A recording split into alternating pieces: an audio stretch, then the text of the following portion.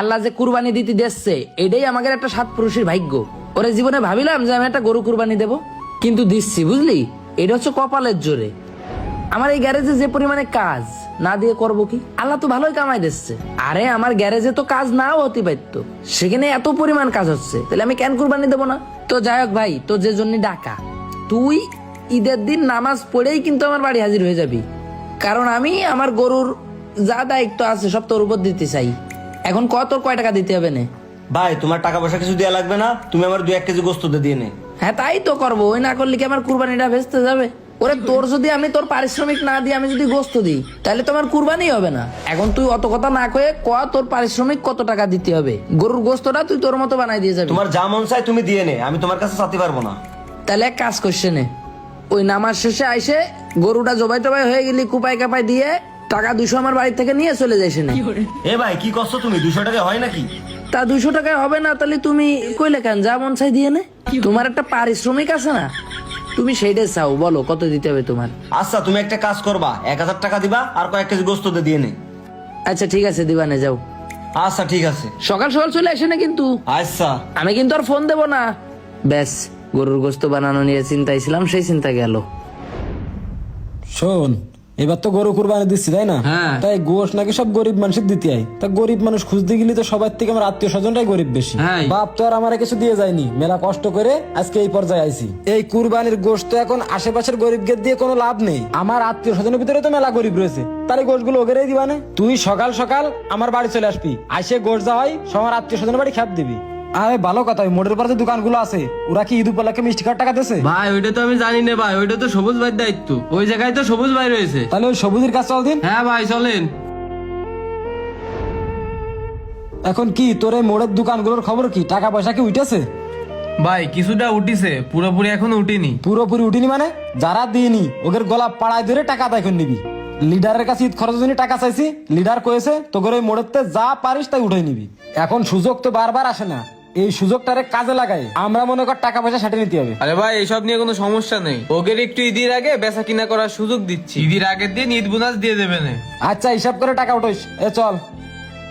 ভাই ওই যে ইন্ডিয়ান চুরাই বিলাকের ব্যবসা করতে চাইলেন, ওইটার কি হইলো? বিষয়টা আমার মাথায় আছে। লিটন, হ্যাঁ, এই ভাই মনে কর যে কুরবানি দেবে, কিন্তু উনি একা রয়েছে তো ওনার একটু চাপ হয়ে যাচ্ছে।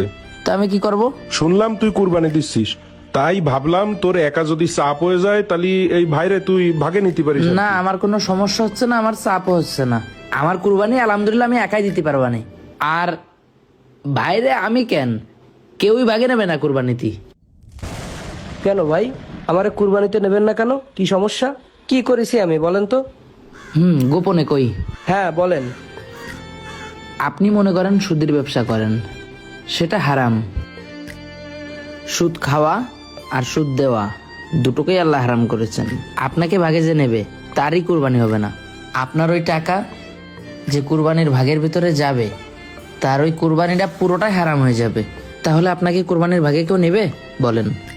ভাইয়া আমি তো সুদের ব্যবসা করি না, আমি তো তাদেরকে সাহায্য করি, তার বিনিময়ে তারা আবার আমার কিছু লাভ দেয়, এই আর কি। এইটা কি কোনো সুদ হলো আপনি বলেন?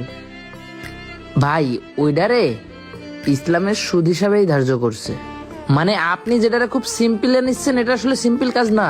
এটা মানতে হবে এবং ধরে নিতে হবে যে কষ্ট ছাড়াই আপনি মানুষের কাছ থেকে প্রফিট নিচ্ছেন। তাই আপনি যেখানেই যান না কেন, কেউ আপনাকে কোরবানির ভাগিতে নেবে না। তাইলে এই হলো সমস্যা? হ্যাঁ ভাই।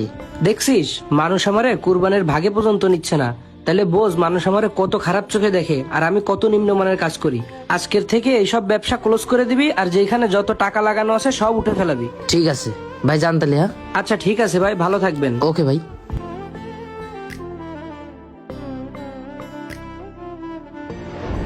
শোন, ঈদের দিন সকাল সকাল আমার বাড়ি চলে আসবি, আসে আমার গরুটা কুপাই দিবি, তারপরে যা পারিস তাই করবি। ভাই আমার তো অন্য জায়গায় গোশ কুপাতে যেতে হবে।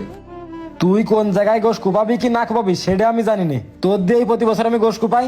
সকাল বেলায় গোশ কটা কুপাই 5-6 কেজি মতো গোশ নিয়ে চলে দেখি। 5-6 কেজি গোশ? তাহলে তো ওই জায়গাতে এই জায়গায় লাভ বেশি। আচ্ছা ভাই ঠিক আছে, সকাল সকাল চলে আসবি। আচ্ছা ভাই। ভাই ওই যে কি করছিলাম, বিষয়টা মাথায় রাখেন। আরে পাগল, বিষয়টা আমার মাথায় আছে। এখন কুরবানির সময় কুরবানি যদি না দিই তাহলে এলাকার লোক তো খারাপ কবে। এই যে গরু কিনলাম মনে কর 1,35,000 টাকা দিয়ে, আবার আনুষঙ্গিক কিছু খরচ আছে, এভারেস্টে 1-1.5 লাখ টাকা খরচ হয়ে যাচ্ছে। এই টাকাটা যদি খরচ না হইতো তাহলে তো মনে করো এই ব্যবসায় হাত দিতে পারতাম। ভাই আপনার কথাটাও ঠিক, কুরবানিও দিয়া লাগে। আর ওই কুরবানি দিতে দিতে টাকা পয়সা সব খরচ হয়ে গেল। এখন যাই হোক, কম বেশি তো খরচ হয়েই গেছে। 2 মাস মতো পরে ওই ব্যবসাটায় হাত দিবানে। আচ্ছা ঠিক আছে ভাই। তুই আমার এই বিপদে কি জন্য ফেলালি ক? কি বিপদে ফেলাইছি ক? বিপদে ফেলাসনি মানে? কুরবানি গোশ কুরবানের কথা ছিল না তোর? হ্যাঁ, তাহলে তুই যে আসিস নি, আমি বিপদে পড়িনি? আমার অন্য একটা কাজ ছিল, এই জন্য আমি আসিনি। তাহলে অন্য কাজে যেহেতু থাকবে, তাহলে তুই আমার কাজটা কি জন্য ধরিলি সেটা আগে ক।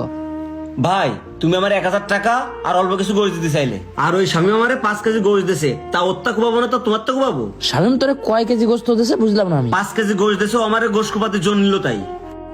তুই ভাই চোখের সামনেতে যা। আচ্ছা ঠিক আছে।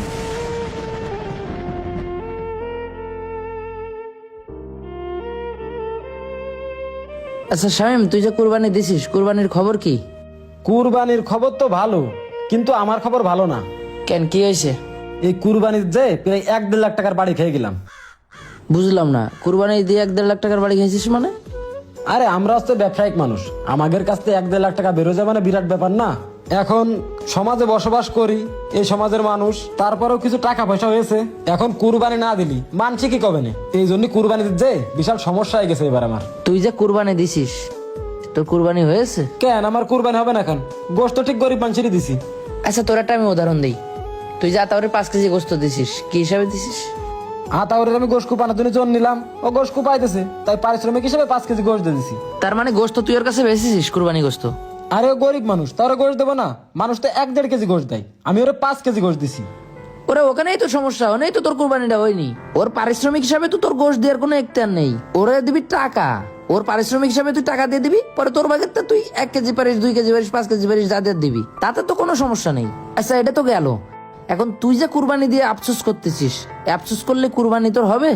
আরে এখানে আফসোসের কি আছে? কুরবানি দিতে যে আমার 1,000 টাকা ক্ষতি হয়ে গেছে, লস হয়ে গেছে, তাই কাছের মানুষগুলোর একটু বলতেছি। তাই এখানে তো আমি সমস্যার কিছু দেখতে পাচ্ছি না। আরে এটাই তো সমস্যা, কুরবানি দিয়ে এরকম আফসোস করতে নেই। আফসোস করলেই ওটা কুরবানি হয় না। আচ্ছা এই যে মানুষের যে বিপদ আপদ হয়, অ্যাক্সিডেন্ট করে 1,00,000 টাকা খরচ যায়, বড় বড় রোগ ব্যাধি হয়, 1,00,000 টাকা খরচ যায়, কি যায় না? ওখানে কোনো আফসোস নেই। তাহলে তোর এই কুরবানিটা দিয়ে এত আফসোস হচ্ছে কি জন্য? এটা তো একটা আল্লাহর বিধিবিধান, নীতিমালা। তুই ইনকাম করতেছিস, তুই আল্লাহর নামে একটা কুরবানি দিচ্ছিস, এটা নিয়ে আফসোস করলে হবে? তাহলে এই কুরবানিটা হবে তোর? শোন, টাকা পয়সা যা কামাচ্ছিস সব দুনিয়ায় থাকবে, জমি জায়গা সব দুনিয়ায় থাকবে, ব্যবসা বাণিজ্য সব থেকে যাবে। এমনকি এই জামাটাও ইচ্ছা করলে তুই সাথে করে নিয়ে যেতে পারবি না। নিয়ে যেতে পারবি ওইটুকুনি যেটুকুনি তুই আল্লাহর পথে খরচ করে যাচ্ছিস, বুঝতে পারিস? তো দুনিয়ায় থেকে আল্লাহর জন্য তুই যেটুকুনি খরচ করতেছিস, ওইটুকুনি তোর সম্পদ, ওইটুকুনি তুই নিয়ে যাচ্ছিস। আর যা করতেছিস সব দুনিয়ায় থেকে যাবে, তাই ওটা নিয়ে আফসোস করিস না। তুই যেটাই যে মানুষের দান করবি আর যেটা আল্লাহর পথে খরচ করবি, এই অর্থটার যে মূল্য, এই মূল্য তোর পুরো বাংলাদেশ বিক্রি করে টাকা এক জায়গায় রাখলেও ওর সমান হবে না। তাই ভাই আর আফসোস করিস না, যে কথাগুলো বলেছি একটু মাথায় রাখিস। ভিডিওটি ভালো লেগে থাকলে প্রত্যেকের প্রোফাইলে শেয়ার করবেন। নতুন নতুন ভিডিও পেতে আমাদের পেজটা ফলো করবেন এবং লাইক কমেন্ট করে সবসময় পাশে থাকবেন।